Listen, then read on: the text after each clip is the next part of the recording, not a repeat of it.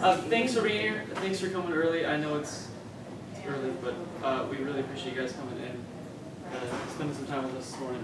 First off, we're just going to introduce ourselves. My name is Andy Lazari. New to Pioneer, not new to the district. It's my 5th year in the district. I taught at Jonathan for 3 years and at Chaska for a year before that. So it's really interesting for me because I see some of the kids in the program now who I recognize from when I taught 3rd grade at Chaska Elementary. So it's kind of unique for me to see them. They don't recognize me because they look kind of different, but I definitely recognize them. So they always want to see my badge to see what it looked like with my haircut. Yes, we can grow to swap the direction. This is, yeah, just about me and my family. My family, I live in Savage with my wife and my son. He's about 15 years old, really out there running around now. We're actually expecting your 2nd child in 4 years, so we're going to be busy this year and this summer. It's about me. Hi, I'm Cam Silverane, and I've been teaching for 10,000 years, and I can teach for 10,000 more because I really do love what I do. And I have a lot of experience in this district and in New Jersey, where I started teaching. And I was pre-med and switched to an education major, secondary education major in my junior year. So I have a really full science background, and that has served me well, and hopefully served kids well. And Utah State University, went there because we had a great genetics program as well as pre-med. And then St. Thomas, curriculum and instruction, married, have one really old child. Yeah, he's like 32 now, way too old for me to have a child that old. And a lot of you have had older kids. It's good to see, like, whole families. I love that about teaching so long, that I get to know people and whole families. So that's neat. I'm Elizabeth Brown. This is my 3rd year here at Pioneer Ridge, and I've been your teacher overall in Burnsville. A lot of adult experience. Also, I worked with some behavioral detention center for a couple of years, working with some special needs students, and also worked in elementary, so wide variety. And education, continuing pursuing my field, my graduate and studies, and I do have 2 beautiful children, and a 3-year-old, so leave it to the principal. Live animal in here or what? Maybe someone shoved the 6th grader in a locker. Pretty Really awesome. good. I've never seen that actually happen. I feel like I'm opening my daughter's closet or something. Something's gonna fall out. Yeah. Sorry. Hello. I was gonna say, everybody was I feel like I don't want to compete with that. So anyway, I have a 13-year-old daughter, so same age group, and that's been really interesting, watching her kind of go using the same curriculum, same experiences of a 13-year-old daughter and all the interesting little things. And then I also have, I also have an 8-year-old son who lives in Shawnee.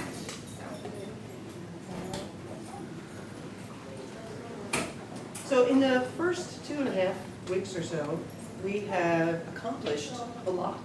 The first day, you probably heard from your kids the first couple of days that like chaos. Mom and Dad, I don't know what I'm doing, I don't know where I'm going. It's like big chaos. And yeah, and we kind of expected that, we knew that, and now we've slowly been pruning down, and we have scheduler is usually running very well, and they know their schedule. The kids that come in after our daily dish, they know to come over here, and we built in a 15-minute block for them while we're doing tech conferencing and personal flex with the kids who were here before.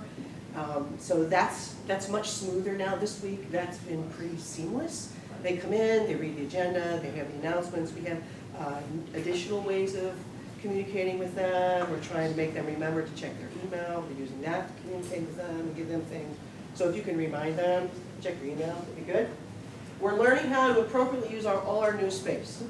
And that's a challenge sometimes because the 6th grade adventure is in the same space. So we're always jockeying for space. And at least having a lab, and kind of, Mrs. Bailey and I, we get the lab spaces first, which is kind of greedy, but nice, that we get those first. And that's been working out too.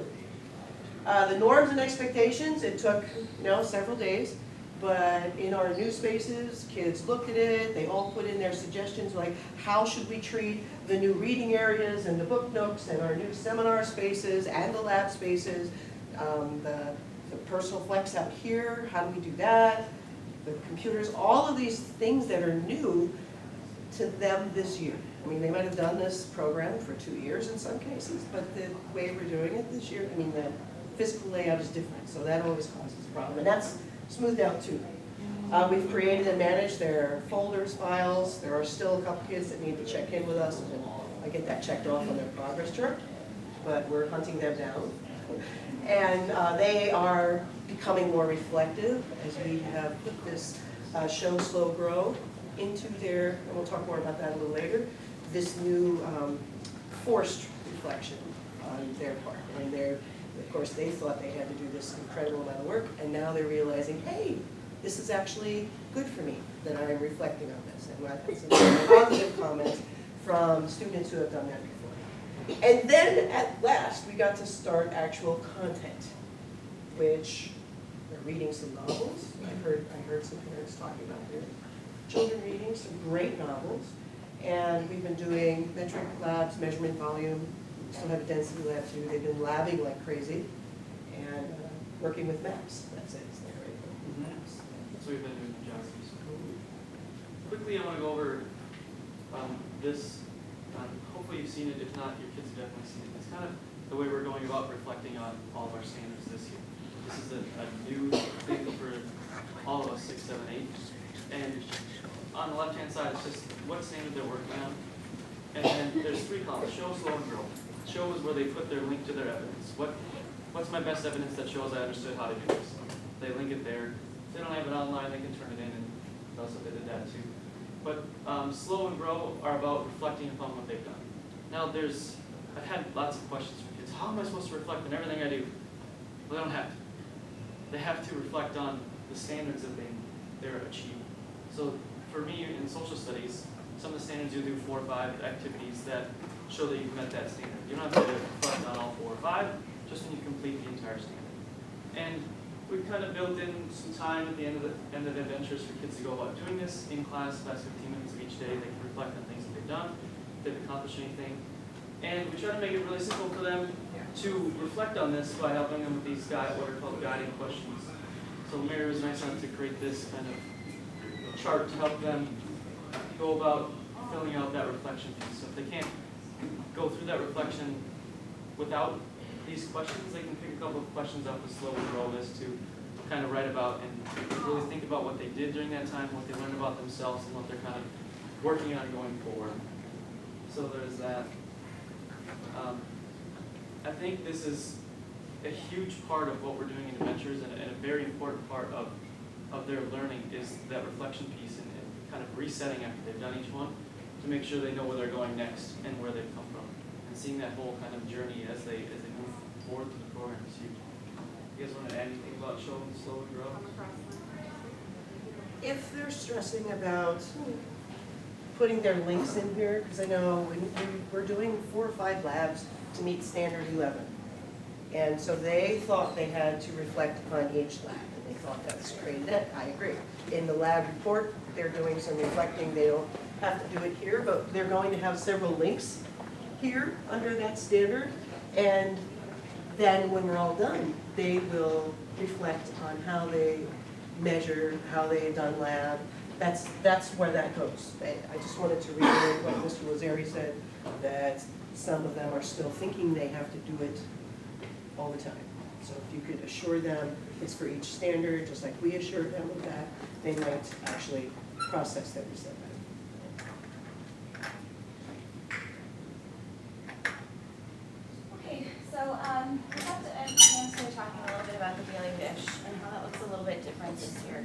So in previous years, they started their day in Adventures with this daily dish. And that's an opportunity for teachers to talk a little bit about the schedule, explain a little bit about the offerings and what might be happening in each place, and then give them that time to build their day, to build their schedule.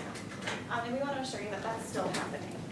So for those kids who do have second hour with us, and and start the day with us, which is all but about 35 kiddos. We still have that time together as a whole group where we're going to talk about our day, talk about our offerings, talk about the week ahead. You know, these are the things we expect from you this week, or we're hoping from you this week. Here's the sessions that we're offering, the coaching options that we're offering. You know, let us know what you're needing. Those kinds of things are still happening for kiddos in that daily dish. And then like Pam was saying, at the beginning of third hour, when we have that transition time for those other 35 kiddos who are coming in, they still have that set 10 to 15 minutes for daily dish. And one way we're still getting to that communication. Yeah.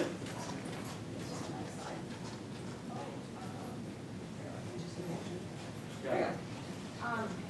So this is an example of our daily dish agenda, and it shows the kiddos what we're offering. So two ways we're communicating a little bit more fully for kiddos who are coming in third hour, for kiddos who are looking at this on their own devices in daily dish as we have it as a whole, or even the few kiddos who are coming in fourth hour for the first time. We have more information within the agenda itself to explain a little bit more about the offerings. This was week 1, so even some of these are not as detailed as they are now. And the other thing that we're doing, and is really, really important, and we're trying to really get them in the habit of checking this, is this announcements link. And on here, so this is an example. You can't click on these because there are student names here, so just don't click on these. Right. But on these slides, we will have specific information about language arts, specific information about social studies and science that helps them plan what they need to do, assignment-wise or activity-wise, and help them plan their schedule, and also let them know if there's anything that they need to know. For example, if you need to get a book because you don't have one, go to the library, Ms. Lamore is waiting for you. Or if you need to sign up for a seminar or coaching workshop, please make sure you do so. Or the big announcement for 7th graders studying language arts is make sure you sign up for 1 CT circle over the next 2 days. So it gives them that information that they may not be getting verbally from us in the daily dish. So that piece, the communication piece, is still really available for them. And we didn't at the beginning, and I think there was some stress, but now we've built in that 10 to 15 minutes at the beginning of third hour break. They're not expected to be anywhere else but in their daily dish, reading those announcements, making their plan, and that has alleviated a lot of stress for some of those kids. So that's been very helpful. At student request, we're also working on a week at a glance kind of document that will be linked to this announcement too, so that they can see kind of what's coming up, because that is stressing some of them out as they get older. It's great. As they get older, they want to plan, and they want to know, and while we want to be responsive, as they become 8th graders, that natural desire to plan is good. So we're, in response to that, we're working on trying to do that, and they keep now asking about it. As I Right. mentioned, we were doing it. Yeah, we'll talk about this for a bit. First off, I want to talk about the biggest thing that we're trying to do between students, parents, and ourselves is communication. Getting information to you. Ms. Silverand sending out emails bi-weekly, correct? Yeah, Every week or so so. I did send them out 2 weeks ago. So she's gonna hopefully send out bi-weekly emails. If we have, Yeah. if we haven't received those. We're not getting either. Right, so if Well, you're I got not a getting couple of those, bounce backs. that's okay. We can meet right after this and Yeah. get your email address and make sure you're getting those, because we're gonna send out those bi-weekly. I've sent 2. I think we had it, back to school night, we had a little survey we were hoping everybody would fill out, so Oh, you're filling hopefully it? we were able to get from that, and then also from That's where I'm Infinite Campus, we copying were hopefully pulling from. So we just must have. Yeah, if we're getting you the wrong email, that's all right, we can definitely get the right one today, so make sure you get all Absolutely, those we will do that. appropriately. Get a pad, they can pass around. Perfect. Yeah, Um, One of the things I want to make sure that the kids understand, you understand, is that we want them to be able to advocate for themselves. So if they're confused with anything, if they're missing stuff, if they don't know, there's a bunch of different ways they can do that. We've set up conferencing times throughout the day and scheduled that into our day, so they can come and converse us one-on-one, make sure that they understand what they're supposed to do, or if I'm having trouble with this or any help with that. Email is the way we're going to communicate with the kids, and we let them know that that's something that they should be doing. We're going to send out stuff to them, they can send out stuff to us, and that's an expectation kind of we've set up with them. So when it comes to this kind of stuff, I know this is a lot different for me from elementary. when I go home, I know that I need to be kind of present at home as well as at school. And I've had multiple conversations with kids via email and things like that about at 7:30 at night while they're working. I know that's a different thing for me than normal. I think it's good for them to be able to have that access to all of us and me to be able to access them too when we're doing that. So, yeah. So communication is huge between all three of these groups of people, and I think teaching them to advocate for themselves and have those skills and is a huge part of this. I'll talk a little bit about their progress chart. I know you guys have seen this before, hopefully, and hopefully kids are talking to you about it or you're looking at with them. But this is kind of where the whole year for them is laid out in each different unit that we're doing. When they turn things in, we check them off in the grade book, their pie chart will turn green, things like that. But what I really want to call your attention to is at the bottom here, there's a tabs for each unit. So if you go to their progress chart, it's going to show, here's all the standards for this unit, and here's the ones that they've completed, the ones that are past due that aren't completed yet, the ones that are in progress, and then the green ones that haven't started yet, or we haven't assigned them, they haven't got to that part of the class. But if you click on the bottom for each tab, you can then see each specific standard and what it is, and then it'll have a comments section or a feedback tab, where if they